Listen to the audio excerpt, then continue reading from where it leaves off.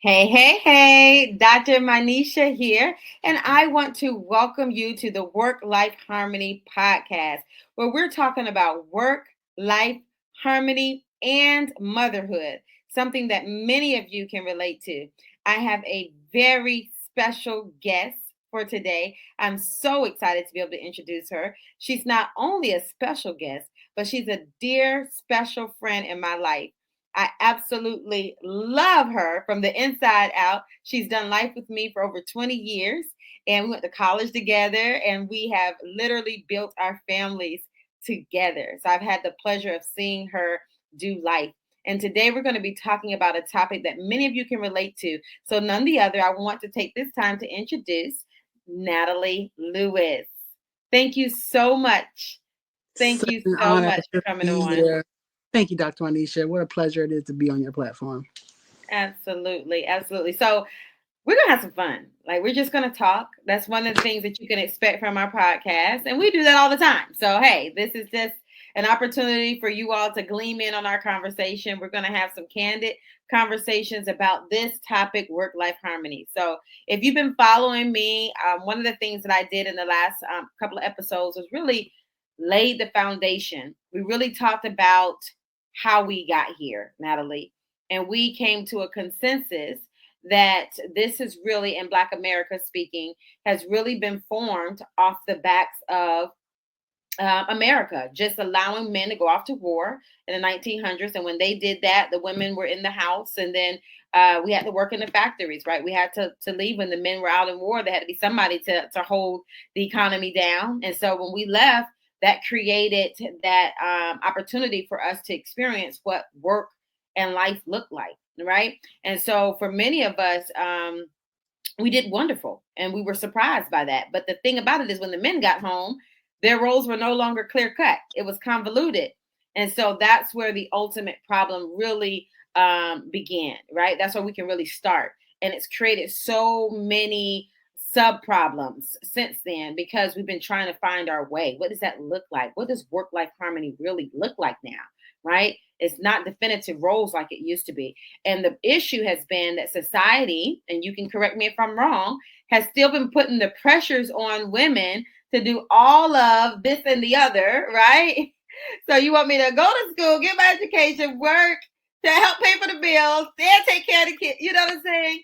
And so we come to interrupt the pattern and have some conversations that matter around this topic of work life harmony. And so I really wanted to kind of get into the lives of real life people like yourself.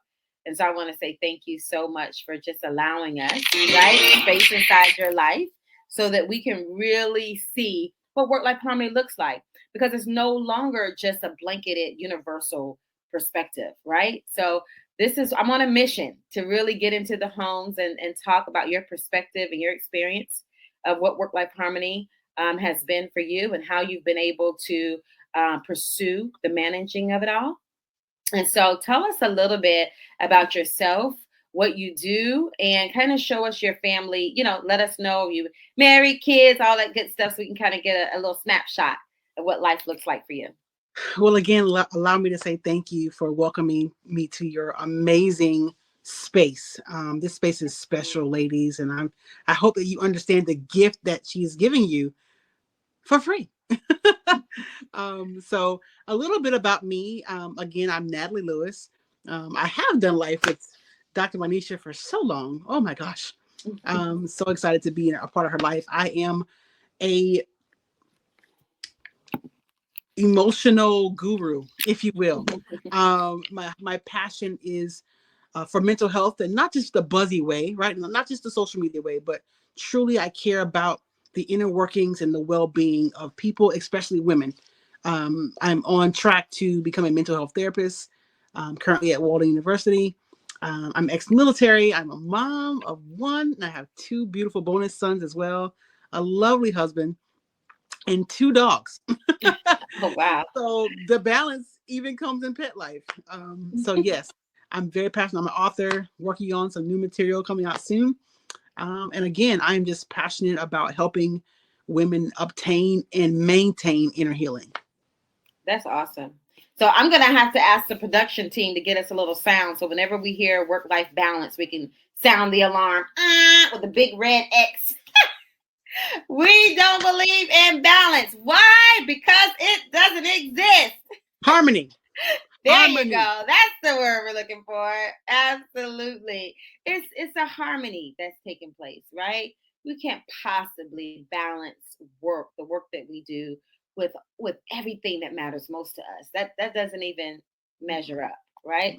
But in the same token, I'll say this that, and I listened to this in one of the books. I know we're doing a book club right now with one of the books that we're reading, and one of the things that he alluded to was just doing life by itself isn't fulfilling either, right? So everybody talks about we're working too much, we're workaholics, all that kind of stuff. Yes, absolutely. Too much work, being passionate. That is being passionate about your work is not the issue. Not prioritizing family is the issue, right? Not letting the people you love most and the people that you're doing all this for in the first place feel like they matter to you is the issue, not the work, right? So really want to just make sure that we qualify what we're standing on here. And to be honest with you, too much of the life side only being about just the people that matter most to you and not doing the work. Now, when I say work, I'm meaning your calling. The reason why you were put here on this earth. I'm not talking about your job, right? Let's just so we were clear. I'm talking about your work, your purpose-driven work, right? And so that's important too, because if we just went on a hiatus, right, and only did life, we would be bored. It would not suffice. It would not, we would still feel like we're not being fulfilled. So I really want to just, stop the fallacy of feeling like, oh, it's just, not work. It's all about families. No, it's having that harmonious blend between having passion for your work without compromising your self-care or your family. Right. So I would love to talk to you about one of the first steps in the 3-step system of work-life harmony. And that first step is boundaries. What we realize through working with so many women and coaching women is that balance seems to be the issue because people are trying to find it. And you can't find it. And you can't find work-life harmony, to be honest with you. But you can create it. And so the system that I've designed has 3 simple core frustrations that we solve. And one of the biggest reasons why women struggle with work-life harmony is because they don't have proper boundaries, right? And so I want you to kind of go back because I know that you're married now, but that wasn't your story before. You were a single mom for how many years of Jackson's life? 9 years. 9 years you were a single mom. So let's go back there for a minute, especially to those of you who are listening who are single motherhood, right? If you were to give advice to that version of yourself, what boundary or boundaries would you have put in place then and why? Now looking back. Wow, that's a great loaded question. So many different things comes to mind, but one of the major chords for me, I believe, is a boundary against perfection. Please share. So many times, especially when you're in the lane of single motherhood, a lot of times you find yourself comparing what you don't have to what others may have. Comparing the fact that you have to raise this child or children on your own, and this other person has a mate that they're adulting with, that they're doing life with. And a lot of times you begin to convince yourself that you are inadequate. You don't give your all to motherhood because you have subscribed to the lie that it doesn't matter how much you do, it won't be good enough anyway. You tend to, I did, and I can't speak for all single women, but you tend to look at the grass and other people so long that you forget to water your own. And so I would tell her, you are enough. Wow. Our children, there's so much access out there for them to get the tools that they need, right? Mhm. I'm raising a young man. And no, I don't believe that a woman can raise a man. I believe that a woman can raise a good human being, right? But I can't Mhm. teach how to be a man. I've never done that. But there are tools, there are resources, and there are groups and communities out there that you can get if you allow yourself to change the narrative that you are lacking, that you are not enough. This we have to pause here. That is so good. That is so good, and it's so powerful. I want to sit here for just a second because for you, it was the inadequacy, feeling that the grass was greener on the other side. But I remember even for me, and even working, I had a charitable organization, you know that, for girls for Mm-hmm. 12 years. And I would deal with so many frustrated single moms because their dads weren't doing what they were supposed to. They weren't stepping up, right? And it was really unfortunate to hear this story, this narrative over and over again about so many dads that were not being in these, especially young girls' lives. Yeah. And Yeah. I would have to hear a lot of these stories. And so, as a leader trying to give counsel to them, it oftentimes felt like, dang, man, you feel, I've experienced this, you feel like helpless because you, like you said, I am not the man. I don't have the capacity, especially for a young son, Right. to be that, and even as a mom, you've probably experienced this before, where you could do all you like, fight to do, make sure that kid has everything they need. But when that father doesn't show up or something doesn't happen, they're supposed to do, that kid is disappointed and there's nothing you can do about it. And you wish that I've had these feelings. I wish that I could just put on his flesh suit and just pretend that I could be him for just a moment so that my child didn't have to experience that pain. You know what I'm Wow. saying? And so, like you, I too felt with one of my kids' father, I felt that hopeless, like, dang. So when you said that, it was a solution that I had an epiphany about being the resource. Listen, you don't have to be all things to your children. The No. great thing about what you just said is that whatever your children is lacking, all you have to do, it don't have to be the father. You want it to be the father, but all you have to do is find the other resource to fill that, right? And so there is going to be a place in that child's heart that no one can replace except that child's biological father. That's just the innate makeup of us as human beings, right? We can't do anything about that aspect of it.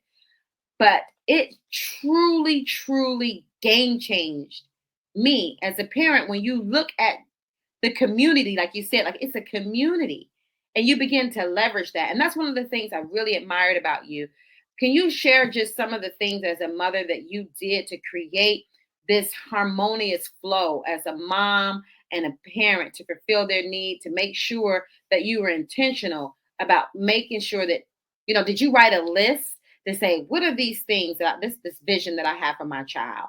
And of the vision that I have, what do they not have in place right now? And then what can I do? Like, were you strategic in that way to feel intentionally fill those voids? Because Jackson is incredible. The young man that he's Thank becoming, you. and how he articulates himself, and he's just gifted in academics. I mean, he's really a product of you, right? I mean, you can hope and wish your kids can be anything you want, but you can only produce who you are, Yeah. you know? And Yeah. so talk to us a little bit about that. What was that intent around that? Well, you mentioned earlier a book that we're reading. I want to just say big, huge shout out to my virtual mentor now. His name is Ed Moylett, and we are reading a book called The Power of One More. Wow, this book is It really is. changing our life, and I need you all to go grab that book. Shameless plug for him. But he said something that was so profound, Dr. Minesha. He said that truly happy people are people that live in the high scope of happiness, live their life off of their imagination and not their past. Can Mm, we just mm, mm, mm, get for a mm. second? He said so many people are weighed down with their past. And if you look at your children in their heads can be and do anything. If they want to be Spider-Man, they put on the outfit or not, they're Spider-Man. If they want to be a princess, they put, and in their heads, they're not weighed down by their past because they don't have one. That's right. So good. They only have their present. They only have the right now, and they only have the dream of the future. But Mm. so many of us are limited because we are going into a future based off of where we come from, based off of our past, based off of what we lack. I say all that to say that even before reading this book, I was so elated to hear that part because I got something right. I allowed myself to imagine. Mm. Anybody that knows me knows that I am an out loud dreamer. I If I want something, I say it out loud, almost as a space of reference for when it comes. Right? All of my friends know. I put it on social media. I make announcement that this, and I have the receipts to prove that it all comes to pass because I allow myself to imagine. What am I saying?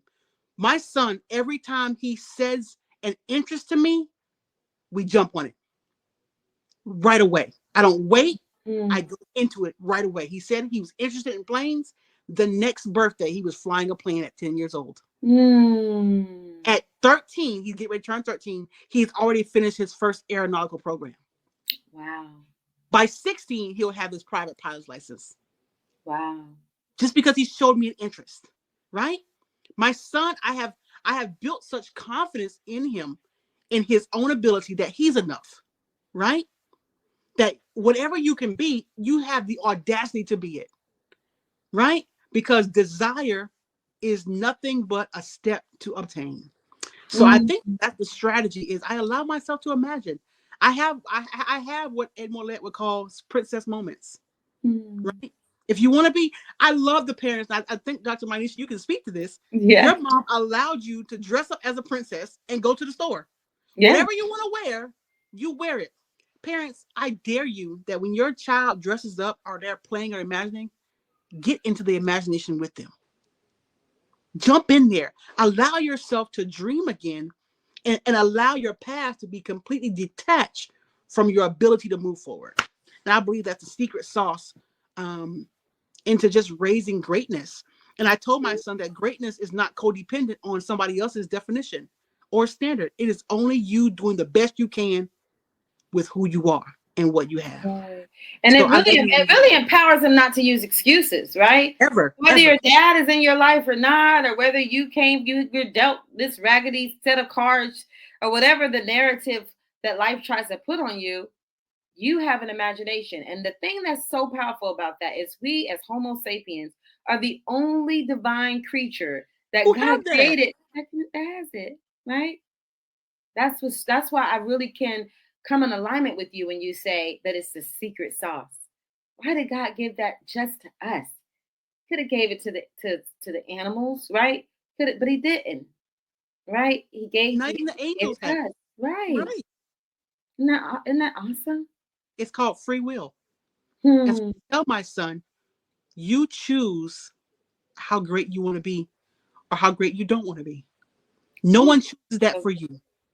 Only you get to choose your level of greatness. And we're not going to allow anything external to be a factor ever. that's so good. Again, because our theme of life in my household is you are enough. You are enough. Let me talk to you a little bit about that. Two things that came to mind. You just got me worked up. One thing is, I love the way you use your past to leverage your future. And I'm only saying this because you are very transparent about your past. Very. And growing up in your childhood as someone who constantly experienced stamps and just people stamping unworthy Labels. Yeah. labels. There you go, labels of unworthiness on you all throughout your life. For you now to make that a foundational principle in your household, so that legacy can be, you can change the trajectory is what you're doing, is Right. what you've done. And that moves me into my question for you. So I think this is flowing really well, is legacy. Anytime I meet women, I'm always challenging them to think of life in terms of legacy. And so I coined this term called legacy living because people associate legacy oftentimes with death. It's what you're leaving behind, right? And so I want to help usher in a new thought that is what you impart while you're alive as well. Like, let's not miss the most significant moment that you have while you're here. It's not what you're leaving behind per se, it's more so what you're leaving in the people that you have the privilege to be influenced by, right?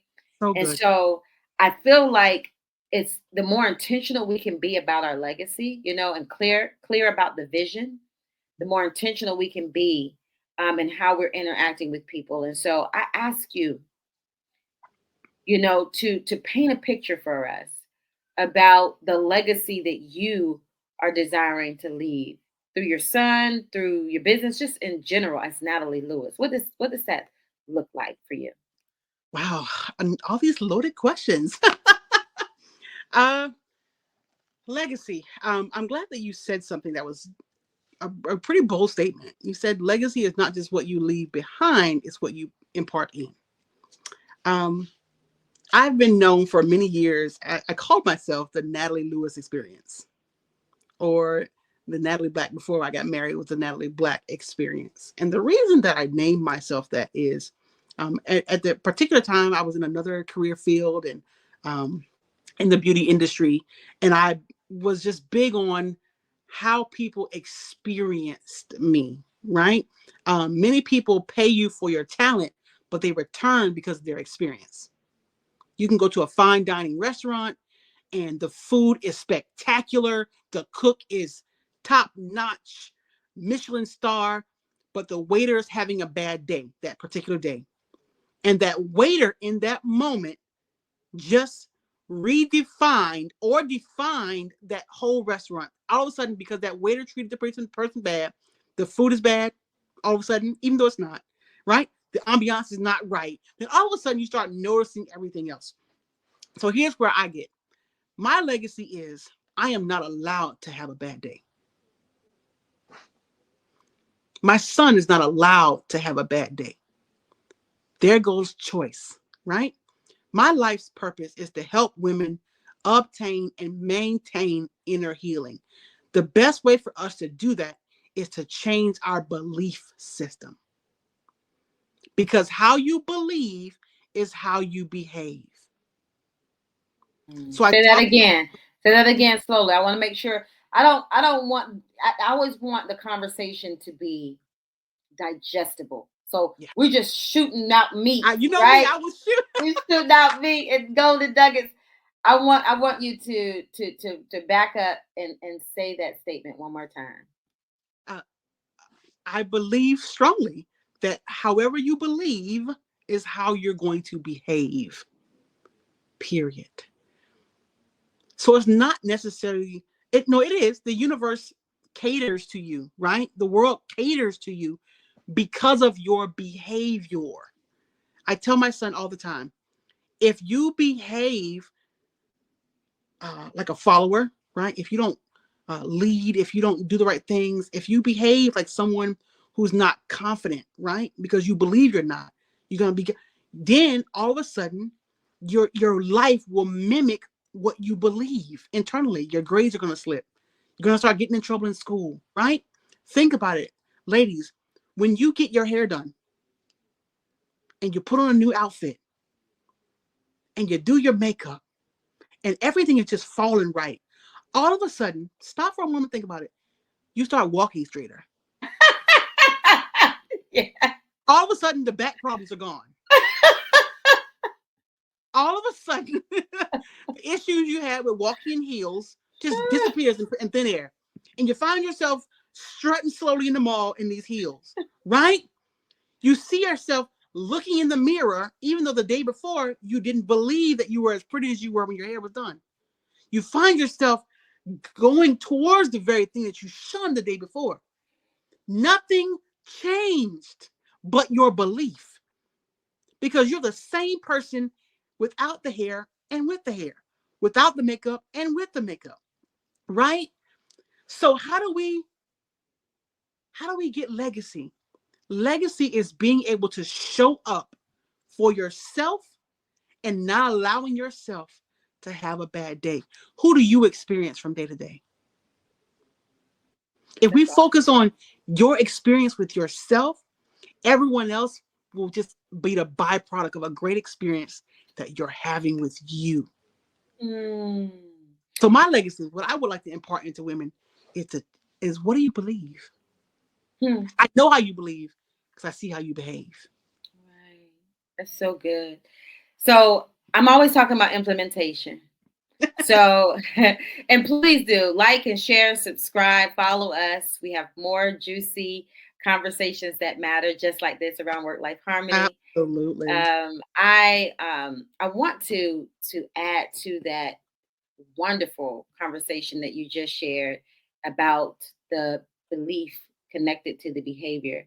And I really want to give some tools around what that can look like, right? And so one of the things that I have found just with working with women is that the self-awareness of how they want to show up. There's little to no awareness.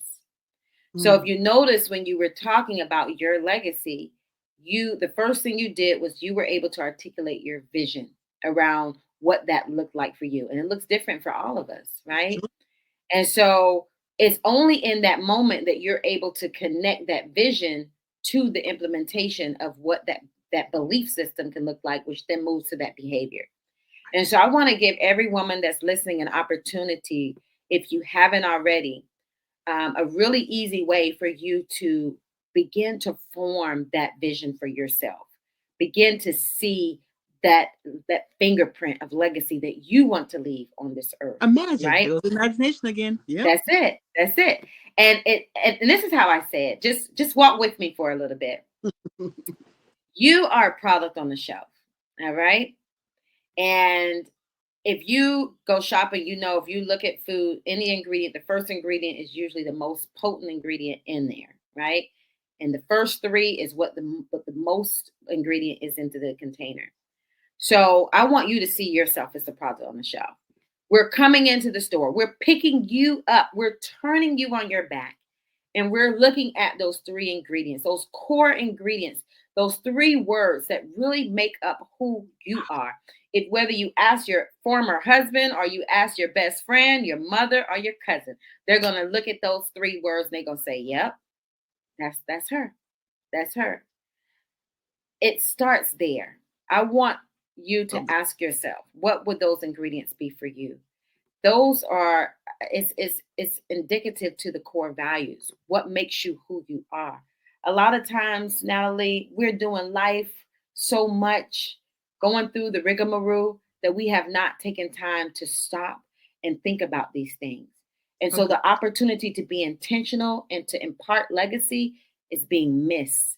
Seemingly insignificant moments are being missed. And then you wake up and your child is graduating. And then you wake up and your child is getting married. And you wake up and you now don't have your empty nester, right?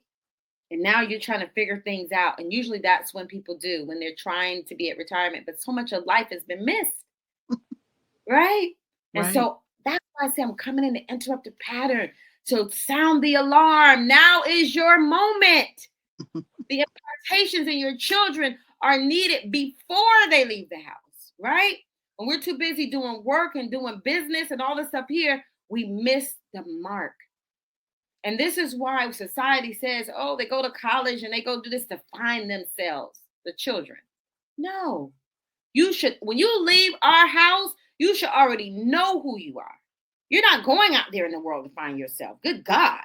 Mm-mm. But that's what's happening in society today, right? They're leaving there at the house to find themselves. And a lot of times because we as the parent haven't found ourselves. But it's nothing to find. It's just like work-life harmony. You have to create it, and it starts with the imagination. And I absolutely love the insight that you've been able to give to us. I'm going to ask you one final question before we close today. All right?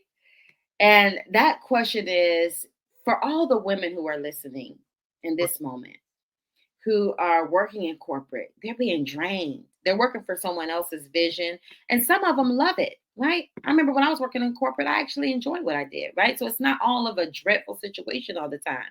But at the end of the day, unless you have a business, if you have a W-2, you're never really going to build generational wealth, right? I mean, we know that. And I mean, you have to have other streams of income. So for that woman who was working corporate, or even that woman who took the bold step and she's pioneering in her business world, right? But she's feeling drowned in her responsibilities, in her roles. Everything's convoluted. She's feeling heavy, weighed down in her emotions, right? What would you say to that woman and how she is to navigate, right? So that she can begin to get herself to a state of creating her own work life harmony. Wow. Uh, Such a good, this, first of all, can we just stop and see how great this show is? Thank you. Oh my gosh. I am enjoying myself and I cannot wait to watch every podcast that comes up. Oh, So make sure awesome. you are proud. Uh, Dr. Minesha, I tell you the truth. Um, there's so many different ways, right? There's so many different ways. But I think most important is knowing who you are, to know what you want. Many of us are living lives, or we're living in a costume based off of what everyone else told us to be. Many of us are working jobs based off of what society or our parents or even our circumstances or situations told us to do. True happiness is found in your imagination. Have you allowed yourself to dream? Mm. Do you still dream? But not only are you a dreamer, are you a catcher? I'll do that Mm. again. There's so many people out there chasing their dream, but they never catch it Mm. because they don't make their dream chasing intentional, right? They're satisfied in the dream state. Imagination is your ability to pull the dream into reality. Small steps, right? There are, I now have a trainer. I have a goal in my fitness life, right?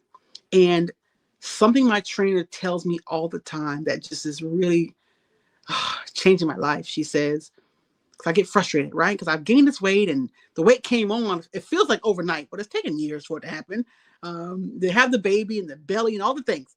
And I'm working out and I'm telling her, oh, I don't see anything yet. She keeps saying, what do you feel? And I say, She said, do you feel different inside? I would say, I actually do. I feel like I have more energy. I'm feeling a little, it's weird. She's like, because the feeling comes before the manifestation. Mm. Allow yourself to take the small steps, right? To feel the energy of satisfaction. You might want to write a book, right? Start with a journal entry. Don't allow yourself to be overwhelmed with the goal and you don't enjoy the journey. Imagine. So, I believe that is the key. That is the key Awesome. to yeah, That's to awesome. I love it. And we can take this from our kids, mommies. Everybody who's listening who are mothers, our children do it so well. Like Natalie mentioned, we are not tainted. They're not tainted by their past experiences. because they They don't have don't one. have these narratives, like we have created over the course of our life, right? So we can glean from them in that way. And so if you really want to take this to the next level, I encourage you to follow me on our private Facebook community, Step into Freedom Now. I'm all about receipts. I'm all about the implementation. That's what I do. That's what I love. And my vision, right? I imagine so many women going in there who are extraordinaires and they don't want to live an average life. And they're in there learning the 8 domains of leadership. And they're in there doing the 8 domains of leadership, posting pictures, their receipts of them spending quality time with family, them working on their business, them meeting their saving goals, and women cheering them on and encouraging them. And we're doing life. We're doing it. Like you said, we're living with intent. We're imparting legacy each and every day, not the day that we live, but we're living that dash in between the years that we're born and the years that we deceased, right? And that is what it's all about. So if you're interested in actually doing the work, please join us over in the Facebook community. Follow me on all social media platforms at Minesha. Dr. Minesha.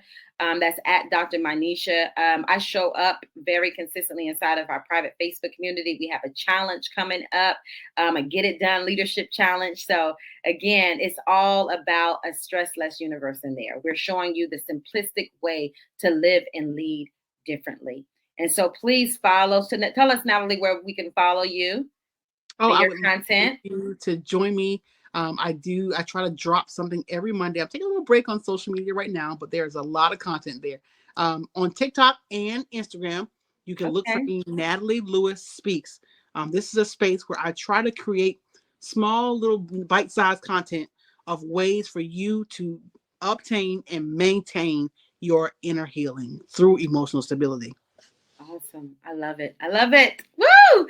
I'm so excited. I'm so excited for what's to come. I'm so honored and grateful to have you on the platform. I'm so thankful for each and every one of you who have carved out time out of your day to listen to us. Thank you. It's because of you that I'm able to be here. Please like and share this podcast. Find us on all social media podcasts. Make sure that you subscribe now. All right. There's no better time than right now. And we look forward to seeing you on the next episode. Now, before I go, remember this: work life harmony is not something you find, it's something you create. And this is your moment to create it. I look forward to seeing you again. Bye bye for now.